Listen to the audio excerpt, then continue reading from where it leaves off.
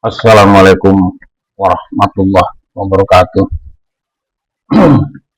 Semoga hari ini kita diberikan keselamatan, kesehatan, memudahkan rezeki, dijauhkan musibah. Adapun edukasi materi kita tujuan hidup realistis, jadi masih tentang hidup. Kalau tidak tentang hidup, tentang narkoba. Ini saja yang saya bahas. Apa sebenarnya tujuan daripada hidup realistis itu sesuai dengan kemampuan, itu yang dikatakan realistis. Itu sesuai dengan sumber daya, apakah manusianya, kesehatannya, fisiknya, apakah kemampuan yang lain.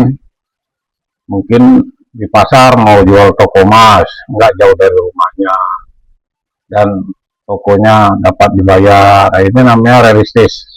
Dan situasinya yaitu yang disebut dengan situasi individu, jadi perorangan ini tadi. Baiklah, akan kita bahas. Yang pertama, kita menentukan dulu prioritas. Apa sebenarnya yang akan kita prioritaskan? Jadi kalau di rumah itu ada sawah, ada juga jualan. Kalau di kampung saya pekan ya, pekan Kemis, pekan Jumat. Nah, diprioritaskan yang mana ini? Yang penting yang mana ini? Dia harus ditentukan dulu. Jangan sempat salah penentuannya. Kita prioritaskan itu untuk berjualan ikut pekan-pekan, malah biaya yang banyak dikeluarkan itu pertanian. Yang lingkungan pertanian itu sedang diserang hama. Ini sayang, salah. Jadi individu tadi harus realistis, kemauan yang kuat. Yang kedua, harus kita buat dulu tujuan, yaitu tadi saya bilang tujuan. Sampingankah tujuan kita itu, atau memang itu yang diharapkan? Jangan nanti yang sampingan malah memakan modal. Jadi ini sampingan ini benar-benar dia tidak mengganggu yang pokok. Jadi yang memang benar-benar dapat diukur ya. Dapat diukur. Jadi kita buat tujuan tadi yang dapat diukur. Sesuai dengan fasilitas yang ada, sesuai dengan kemampuan, sesuai dengan tenaga, sesuai dengan biaya, dan pasar. Jangan nanti jual emas di kampung atau di hutan, di tempat keramaian lah, di pasar.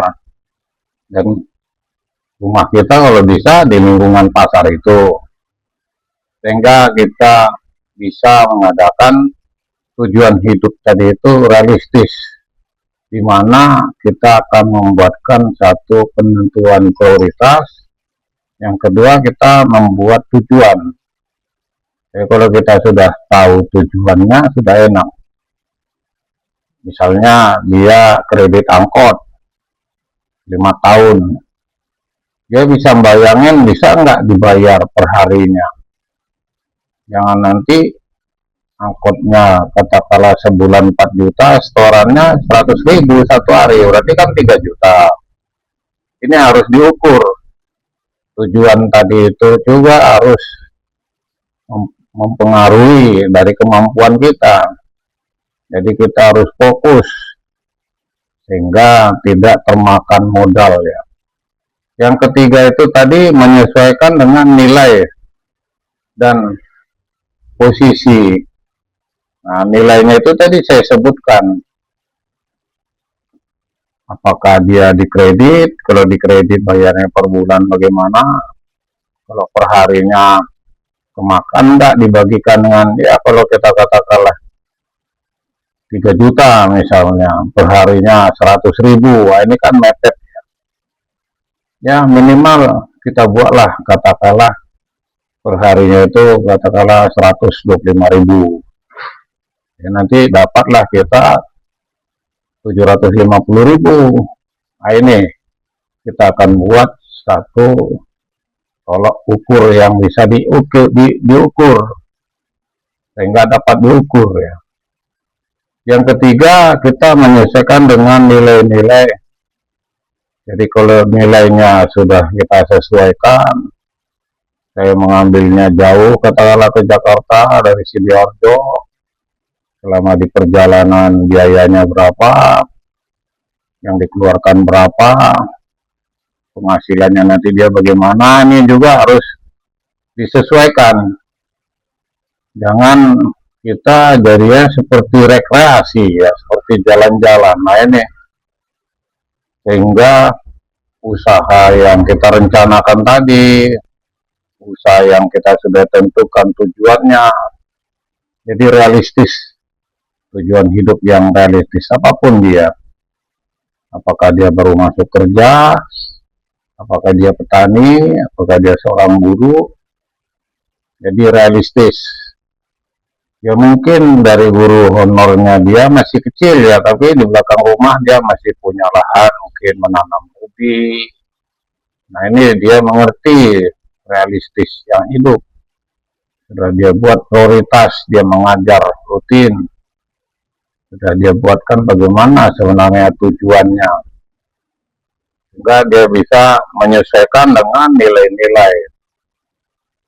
Yang keempat, dia buat rencana, jadi bikinkan rencana lah. Jadi satu organisasi ini, rencana ini perlu ya. Satu item di dalam satu organisasi. Ada nama organisasi, ada yang memimpin, ada aktivitas, aktivitas kegiatan, nanti ada rencana, ada evaluasi. Nah itu kalau organisasi. Ini juga demikian, karena kita mau hidup realistis, tentu kita buat rencana. Kita tentukan dulu langkah-langkah rencana yang kita buat tadi. Apa sajalah dia, sehingga realistis yang didapat. Kalau tidak dibikinkan realis, dia dibuatkan rencana, ya dia alamiah. Kadang-kadang berjalan normal, kadang-kadang meleset. Nah ini kan merugikan. Yang kelima, sesudah rencana ada, dalam organisasi juga dibuat evaluasi agar kita mendapatkan tujuan hidup yang realistis. Kita buat itu evaluasi. Padahal sudah kita rencanakan, sudah kita buat prioritas, sudah kita tentukan bagaimana prioritasnya, sudah kita buat tujuannya. Kita sesuaikan dengan kemampuan nilai-nilainya, kondisinya, modalnya, tenaganya, baru kita buat evaluasi. Evaluasi ini sesuai dengan yang dikerjakan. Jangan kita mengerjakan evaluasi yang belum dilaksanakan. Kalau kita katakanlah mau jual emas, tempatnya itu bagaimana? Oh tempatnya tidak bayar, itu hanya per hari misalnya. Barangnya itu bagaimana, kondisi kemampuan masyarakat di sana bagaimana, harus dievaluasi. Lalu sini juga dibuatlah mungkin jurnal harian, jurnal mingguan, jurnal bulanan, sehingga nanti bisa dievaluasi, ada dasar-dasar perhitungannya.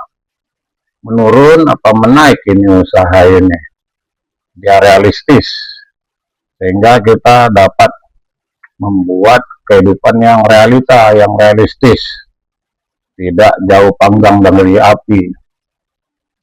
Yang selanjutnya kita membikinkan tadi bahwa memang tujuan realistis tadi itu sejauh mana kita membaca situasi di tempat.